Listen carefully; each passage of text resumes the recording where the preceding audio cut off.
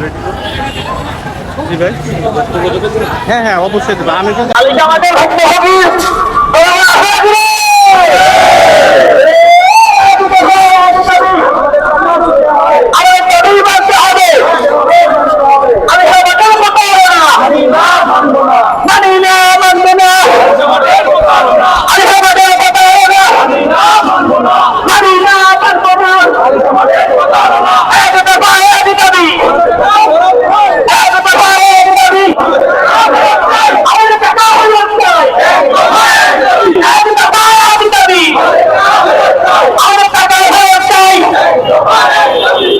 এখন আমরা আছি সচিবালয়ের সামনে। এই যে উপস্থিত যে জনতা দেখছেন, তারা সবাই আলিশা মার্টের ভুক্তভোগী। তারা কেউ না কেউ বিভিন্ন ভাবে আলিশা মার্ট দ্বারা প্রতারিত। তারা কোথায় যাবে, তারা কোথায় গিয়ে তারা ন্যায্য অধিকার পাবে? সরকার বদল হয়ে যায়, কিন্তু তাদের ভাগ্যের টাকা তারা ন্যায্য বিচার থেকে বঞ্চিত হয়। কেউ হয়তো 2 লাখ, কেউ হয়তো 3 লাখ, কেউ হয়তো 50 লাখ, কেউ হয়তো 60 লাখ, কেউ হয়তো কোটি টাকার উপরে আলিশা মার্ট থেকে পণ্য কিনে প্রতারিত হয়েছেন। বিভিন্ন সময় বিভিন্ন ভাবে আইনি ব্যবস্থা নেওয়ার পরও তারা কোনো আইনি সুবিধা পায়নি। কিন্তু ভুক্তভোগী যারা আছেন তাদের ভাষ্য মতে মঞ্জুর আলম শিকদার সে দিব্যি তার মতো কিন্তু জীবনযাপন করছে। সরকার পরিবর্তন হয়েছে, মানুষের চিন্তা ভাবনা পরিবর্তন হয়েছে, তারা আবার আসছে রাজপথে, তারা তাদের ন্যায্য দাবি আদায় করতে চায়। ঠিক আমরা এখন কথা বলবো এক ভাইয়ের সাথে, উনি আলিশা মার্টের একজন ভুক্তভোগী। উনি আমাদেরকে পরিচয় দিয়ে কথা বলবেন।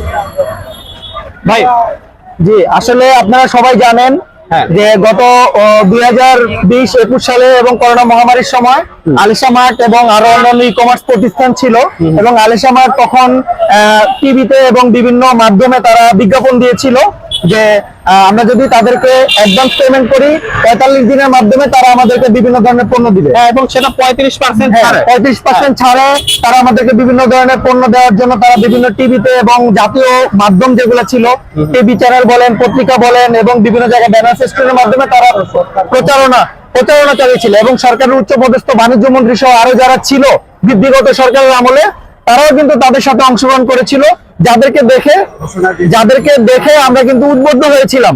এবং তখন আমরা এই যে যুব সমাজ যারা আছি, তারা তাদের ব্যক্তিগত প্রয়োজনে তখন তারা কিন্তু বিভিন্ন সময় বাইকের অর্ডার দিয়েছিলাম। আমরা এখানে যারা আছি ম্যাক্সিমাম আমরা বাইকের অর্ডার দিয়েছিলাম। কয়টি বাইকের অর্ডার দিয়েছেন? আমি 2টা বাইকের অর্ডার দিয়েছিলাম, কিন্তু আমার সাথে আমার আরো অফিস কলিগ ছিল, আমার আরো কিছু ফ্রেন্ড ছিল, তারা প্রত্যেকেই আমার মাধ্যমে মানে আমার আইডি থেকে অর্ডার দিয়েছে।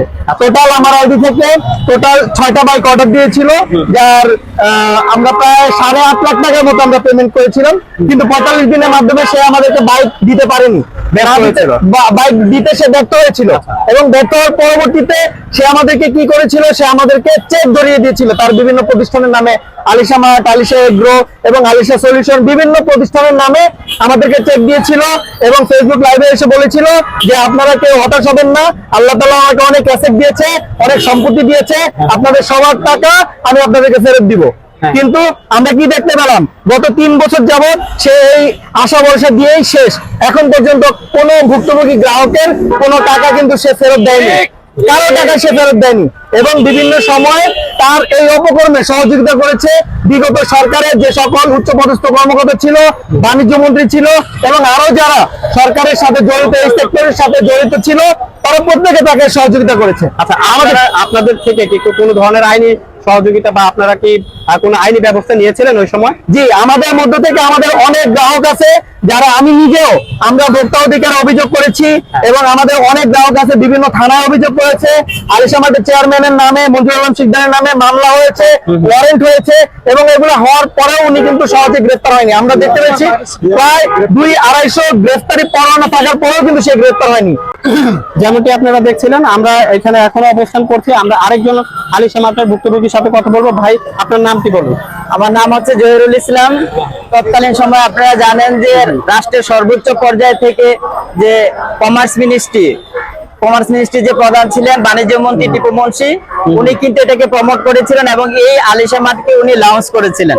রাষ্ট্রের সর্বোচ্চ পর্যায় থেকে যখন একটি কোম্পানিকে, একটি ই কমার্সকে প্রমোট করা হয়, তখন জনগণের ট্রাস্টের যথেষ্ট কারণ থাকে। আমরা সেই ট্রাস্ট থেকে আমাদের কিছু ফ্রেন্ড মিলে আমাদের যে সঞ্চয় কিন্তু কিছু টাকা, টিউশনি করা কিছু টাকা, আমাদের লেখাপড়া করে যে টাকাটা জমিয়ে রেখেছিলাম, এই ধরনের কিছু টাকা দিয়ে আমরা 2-3 জন বন্ধু মিলে আমরা বাইকের অর্ডার করেছিলাম। তারপরে আমরা 3টি বাইক অর্ডার করেছিলাম।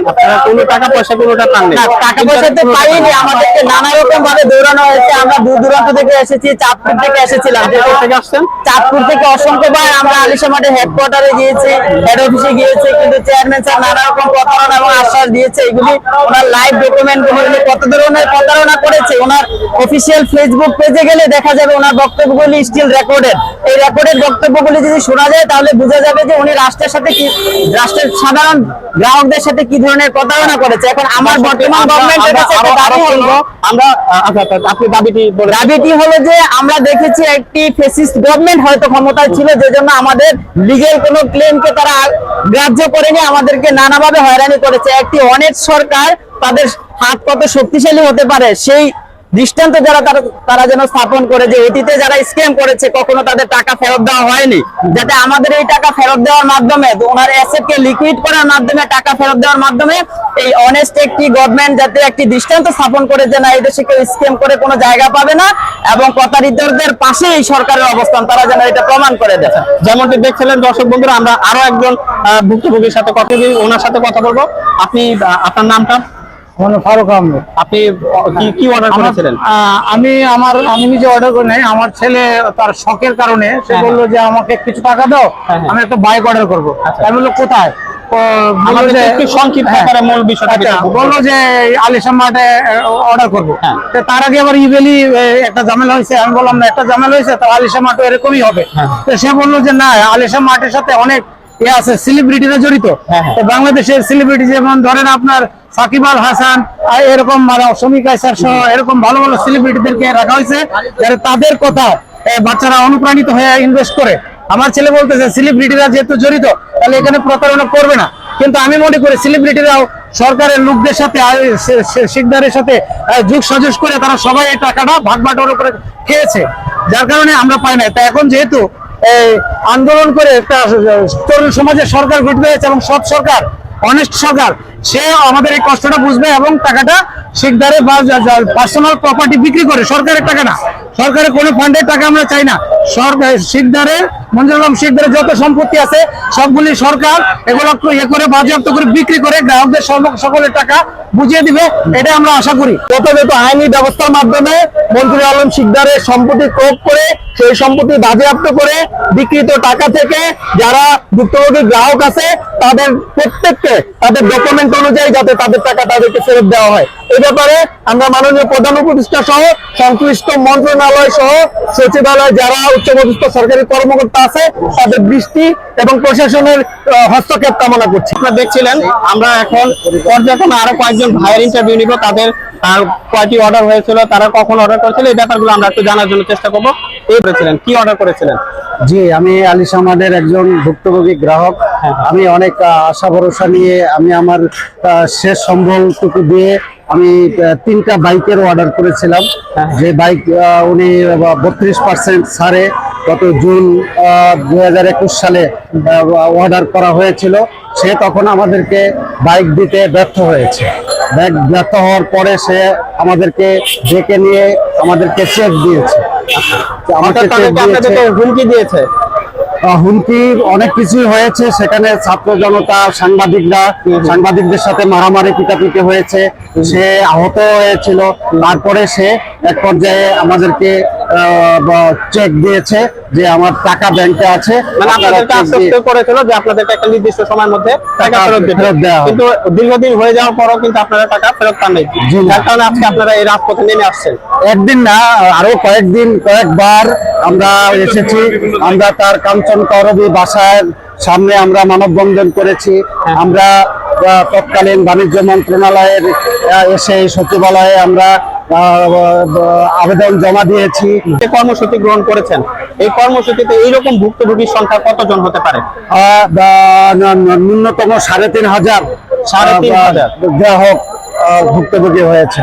আচ্ছা, পরবর্তী কি কর্মসূচি আপনারা পালন করতে যাচ্ছেন? আমরা এখন আমাদের নবগঠিত সরকারের কাছে আমরা আবেদন জানাচ্ছি, এই তরুণ প্রজন্মের সরকার যারা আছেন তাদের কাছে আমাদের একটাই দাবি থাকবে, আমরা বর্তমানে আজ 3 বছর আমাদের এই অর্থ প্রদান করে মানবেতর জীবনযাপন করছি। আমাদের অনেক অনেক মহিলারা এখানে ছিলেন, তাদের অনেকের সংসার ভেঙেছে। আমরা আমাদের ছেলে মেয়েদের লেখাপড়া, আমরা যারা বয়স্ক আছি তাদেরকে লেখাপড়া করাতে আমাদের বিঘ্ন হচ্ছে। আমাদের পরিবার অসহায় অবস্থায় আছে, অসুখ বিসুখ নিয়ে আমি নিজে ব্যক্তিগতভাবে আমার মায়ের চিকিৎসার জন্য আমি টাকার জন্য আমি কয়েকবার গিয়েছি, কিন্তু সে আমাকে টাকা দিবে বলে এখনো দিচ্ছে না। আমার ব্যক্তিগতভাবে আমি খুব কষ্টে আছি। উনি একটি স্মারকলিপি নিয়ে আসছেন, আমরা স্মারকলিপিটি একটু ধরবো। আচ্ছা ভাই, আপনি কবে অর্ডার করেছিলেন? যে আমি অর্ডার করেছিলাম 2021 সালের জুন মাসে। আচ্ছা, কয়টি বাইক অর্ডার করেছিলেন? আমি একটি বাইক অর্ডার করেছিলাম। আমার জমানো যে টাকা ছিল একেবারে সব টাকা আমি গুছিয়ে একটি বাইক অর্ডার করি, অনেক স্বপ্ন নিয়ে যে বাইকটি আমি পাবো। কিন্তু বলতে বাধ্য হচ্ছি যে বর্তমান সাবেক যে স্বৈর শাসিত সরকার ব্যবস্থা প্রত্যেকটা প্রশাসন থেকে শুরু করে রাষ্ট্রীয় কাঠামোকে এমন ভাবে দুর্বল করেছে যে একজন ব্যক্তি, একজন শিকদার হাজার হাজার মানুষের টাকা আত্মসাৎ করে সে দিব্যি ঘুরে বেড়াচ্ছে। তার নামে 200 থেকে 250 ওয়ারেন্ট জারি হওয়ার পরও সে গ্রেফতার হচ্ছে না। রাষ্ট্রীয় কাঠামোর উপর মানুষের কিভাবে আস্থা ফিরে আসবে? এই জন্য আমার মনে হয় যে আমরা উপযুক্ত সময়ে যৌক্তিক দাবি নিয়ে রাস্তায় এসেছি। বর্তমান এই যুবকদের সরকার যদি আমাদের দাবিটার দিকে দৃষ্টি দিয়ে এবং আমাদের দাবিটা যথাযথভাবে আদায় করে দিতে পারে, তাহলে মানুষের সেই মনের যে আবেগটা সেটা আবার সরকারের উপর প্রতিফলিত হবে। মানুষ বুঝবে যে বর্তমান সরকার অবশ্যই রাষ্ট্রীয় কাঠামোকে বুঝাচ্ছে এবং বর্তমান সরকার আইনের শাসন সুস্পষ্টভাবে প্রয়োগ করতে পারবে। মানুষের সেই আইনের উপর আস্থা ফিরে আসবে। ধন্যবাদ আপনাকে। কবির হোসেন, আমি সুদূর ভোলা থেকে আসছি। আমি একজন ভুক্তভোগী গ্রাহক। আমি 2021 সালের জুন মাসে আমি একটা বাইক অর্ডার করেছিলাম। আমি একজন বেসরকারি স্কুলের একজন শিক্ষক। আমাদের বেতন অল্প বা অনেক সামান্য বেতন দিয়ে আমাদেরকে চলাফেরা করতে হয়। এর মধ্যেও আমি দেনা করে আমি এই বাইকটা অর্ডার করেছিলাম, কিন্তু 45 দিনের ভিতরে আমাদের এই বাইকটা দেওয়ার কথা ছিল, কিন্তু না দিয়ে আজকে 3 বছর হয়ে গেলে কিন্তু আমরা আমাদের এই বাইকটা আমি এখনো পাইনি। এজন্য বিভিন্ন সময় বিভিন্নভাবে আমরা আন্দোলন করে মামলা করে আমরা কোনো সুফল পাইনি। ভোক্তা অধিকার নামে যে সংস্থা আমাদের দেশে প্রতীয়মান আছে তাদের মাধ্যমে গিয়েও আমরা কোনো সমাধান পাইনি। কারণ মঞ্জু আলম শিকদার প্রত্যেকটা জায়গা করাপ্ট করে, এমনকি সে সবাইকে তাদের পাওনা থেকে বঞ্চিত করেছে। এমনকি একবার তাকে গ্রেপ্তার করার সাথে সাথে আমরা জানি ফ্যাসিস্ট সরকারের একজন প্রতিনিধি ব্যারিস্টার সুমনের মাধ্যমে তাকে তাৎক্ষণিক সকালে তাকে গ্রেপ্তার করা হয়েছে, দুপুরের আগে তাকে জামিনে মুক্তি দেওয়া হয়েছে। এরপর আমরা জানি যে তার নামে শত শত মামলা হওয়ার পরে এখন সে আমাদের যতটুকু জানা মতে তথ্য যদি সঠিক হয় তাহলে সে এখন গ্রেপ্তারি অবস্থায় থানাতে অবস্থান করছে। আমরা চাই ছাত্রদের বিপ্লবের মাধ্যমে যে সরকার আমরা নতুন সরকার আমরা পেয়েছি তাদের মাধ্যমে যারা যে ন্যায্য দাবি আমাদের কষ্টের টাকা, আপনারা অনেকেই শুনতে পাচ্ছেন যে আমাদের এক বোন কিছুক্ষণ আগে সাক্ষাৎকার দিয়েছে যে তার এই টাকার জন্য তার সংসারও বিঘ্ন ঘটছে, এমনকি অশান্তির মধ্যে সে আছে। এরকম অনেক ভাই আছে যে এক ভাই বলে বিদেশ থেকে উপার্জিত অর্থ দিয়ে সে এখানে ইনভেস্ট করেছে, এখন সে পথে বসার মতো। এজন্য অনেক সমস্যা নিয়ে বহুত লোক আছে। এই জন্য আমরা চাই যে নতুন অন্তর্বর্তীকালীন সরকারের মাধ্যমে তাদের সুষ্ঠু সমাধানের মাধ্যমে আমাদের যে টাকা অর্জিত টাকা পাওনা টাকা যেন আমরা অতি সত্বর নতুন সরকারের মাধ্যমে আমরা ফিরে পাই, এটাই আমাদের দাবি। যদি রক্ষক যদি ভক্ষক হয়ে যায় তাহলে সমাজে এইরকম বিশৃঙ্খলা দেখা দিবে হচ্ছে নৈরাজ্য। মানুষ ন্যায়ের নামে অন্যায়ের শিকার হবে। এই ভুক্তভোগী মানুষগুলো যারা অনেক আশা নিয়ে আজকে এই সরকারের কাছে আসছে, আশা করে এই সরকার তাদেরকে নিরাশ করবে না। এই ভুক্তভোগী লোকগুলো তাদের টাকা ফেরত পাবে, এই আশা আজকে আমরা শেষ করছি। ধন্যবাদ সবাইকে।